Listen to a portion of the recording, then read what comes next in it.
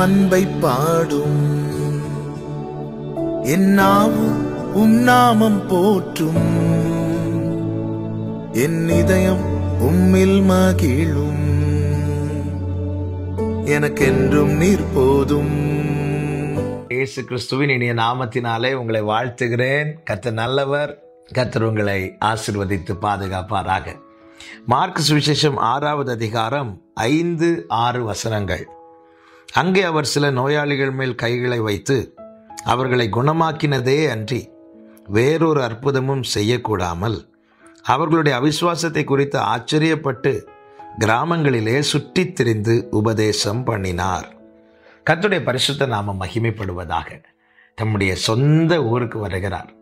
அங்கே அவர் கர்த்தருடைய வார்த்தையை போதித்து கொண்டிருந்த போது ஜனங்கள் அவரை தேவகுமாரனாகவோ அவருடைய வார்த்தைகளை கர்த்தருடைய வார்த்தைகளாகவோ ஏற்றுக்கொள்ளாமல், இவன் தச்சனுடைய குமாரன் அல்லவா, இவனுக்கு இந்த ஞானம் எங்கிருந்து வந்தது என்று சொல்லி அவர்கள் கேள்வி கேட்கிறார்கள், பேசுகிறார்கள். வேதம் சொல்லுகிறது, அங்கே அவர் சில நோயாளிகள் மேல் கைகளை வைத்து அவர்களை குணமாக்கினதே அன்றி வேறொரு அற்புதமும் செய்யக்கூடாமல், வேறொரு அற்புதமும் செய்யக்கூடாமல் அவர் முடங்கி கிடக்கவில்லை. அடுத்த வார்த்தை, அவர்களுடைய அவிசுவாசத்தை குறித்து ஆச்சரியப்பட்டு கிராமங்களிலே சுற்றி திரிந்து உபதேசம் பண்ணினார். இந்த நாளில் என்னை கேட்கிற ஒவ்வொருவருக்கும் சொல்லுகிற வார்த்தை இதுதான். ஒன்று கூடாமல் போனதை எண்ணி அவர் சோர்ந்து போய் உட்காரவில்லை. அவர் முடங்கி கிடக்கவில்லை. அவர் என்ன செய்கிறார்? தாம் செய்கிற காரியத்தை தொடர்ந்து செய்து கொண்டிருக்கிறார்.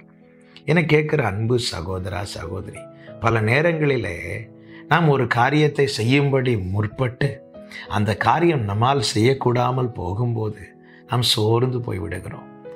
ஆமென். சோர்ந்து தளர்ந்து இனி எதற்கு இதை செய்ய வேண்டும் என்று சொல்லி, ஆமென், அதன் பிறகு நாம் எதையுமே செய்யாமல் முடங்கி கிடக்கிறோம். நம்மில் அநேகர் செய்கிற காரியம் இதுதான். ஆனால் இயேசு கிறிஸ்து இந்த அடிச்சுவடை நமக்கு அழகாய் காண்பிக்கிறார். அவருடைய அவிசுவாசத்து நிமித்தம் அவர் அங்கே வேறொரு அற்புதமும் செய்யக்கூடாமல், அப்படி போனாலும் அவர் சோர்ந்து பின்வாங்கவில்லை. அவர் சுற்றி திரிந்து உபதேசம் பண்ணி கொண்டிருந்தார். நம்மால் செய்ய முடிந்ததை நாம் செய்து கொண்டே இருக்க வேண்டும். வாய்க்க பண்ணுகிறது கர்த்தர். ஒரு காரியம் ஒரு விசை முடியவில்லை என்று சொல்லி முடங்கி கிடக்காதே. இந்த சோர்வு என்பது சத்துரு நம்மேல் விரிக்கிற மிகப்பெரிய போர்வை என்பதை மறந்து விடாதே. இந்த சோர்வு வரும்போது நம்முடைய ஓட்டம் அங்கே முடங்குகிறது. நாம் இந்த நாளிலே செய்ய வேண்டிய காரியங்கள் செய்யக்கூடாதபடிக்கு நம்முடைய கிருபைகள் வீணடிக்கப்படுகிறது. ஏசபேலின் வார்த்தைகள் நிமித்தமாக எலியா சோர்ந்து சூறைச்செடி கீழே படுக்கிறான். கர்த்தர் அவனை படுக்க விடவில்லை. அவனை தட்டி எழுப்பி அவனை தொடர்ந்து ஓட வைக்கிறார். நீ செல்ல வேண்டிய தூரம் வெகு தூரம். இப்படி இருக்க நீ ஏன் இங்கே முடங்கி கிடக்கிறாய்? அப்படி முடங்கி கிடக்க நமக்கு கொடுக்கப்படுகிற தருணங்களை, நேரங்களை, கிருபைகளை, அனுகூலங்களை நாம் வீணாக்குகிறோம் என்பதை மறந்துவிடக்கூடாது. எனவே இயேசு கிறிஸ்து அழகா இந்த அடிச்சுவடை வைத்து செல்லுகிறார். சில நேரத்தில் சில காரியங்கள் முடியாமல் போகலாம். சிலர் அதை ஏற்றுக்கொள்ளாமல் போகலாம்.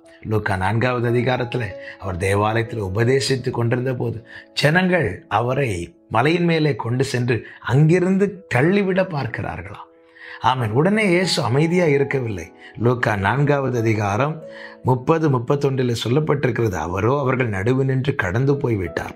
பின்பு அவர் கலிலேயாவில் உள்ள கப்பர்நகும் பட்டணத்துக்கு வந்து ஓய்வு நாட்களில் ஜனங்களுக்கு போதகம் பண்ணினார். அவர் செய்ததை தொடர்ந்து செய்தார். சிலர் ஏற்றுக்கொள்ளாமல் போகலாம். இப்படி ஏற்றுக்கொள்ளாமல் போகும்போது நமக்கு எதற்கு வம்பு என்று சொல்லி அவர் போய் சும்மா இருக்கவில்லை. ஆமென்.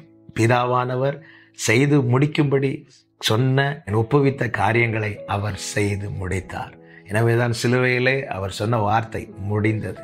காரணம், செய்யும்படி பிதாவானவர் சொன்ன எல்லாவற்றையும் செய்து முடித்தார். முடங்கி கிடக்கிறவனால் சித்தம் செய்ய முடியாது. சித்தம் செய்ய துடிக்கிறவனுக்கு முடங்கி கிடக்க முடியாது. கர்த்தர் தொடர்ந்து ஓட வேண்டிய பலத்தை நமக்கு தருவாராக. நல்ல தகப்பனே, இரக்கமுள்ள பிதாவே, பல நேரங்களிலே இந்த சோர்வு என்னும் போர்வையை சத்துருவானவன் கொண்டு வந்து போர்த்து விடும்போது நாங்கள் முடங்கி போகிறோம். என்னால் முடியவில்லையே, என்னை யாரும் ஏற்றுக்கொள்ளவில்லையே என்ற எண்ணங்கள் எங்களை முடக்கி விடுகிறதப்பா. கர்த்தாவே, இந்த நாளில் நீர் அதை மேற்கொண்டீர், நீர் அதை செய்தீர். ஆண்டவரே, கொடுக்கப்பட்ட அத்தனை காரியங்களை நீர் செய்து முடித்தீர். அப்படியே நாங்கள் எந்த நிலையிலும் சோர்ந்து போகாமல், முடங்கி கிடக்காமல் தொடர்ந்து முன் செல்ல எங்களுக்கு நீர் ஒப்புவித்ததை நாங்கள் செய்து முடிக்க எங்களுக்கு கிருபை தாரும். இயேசு கிறிஸ்துவின் நாமத்தில் பிதாவே, ஆமென்.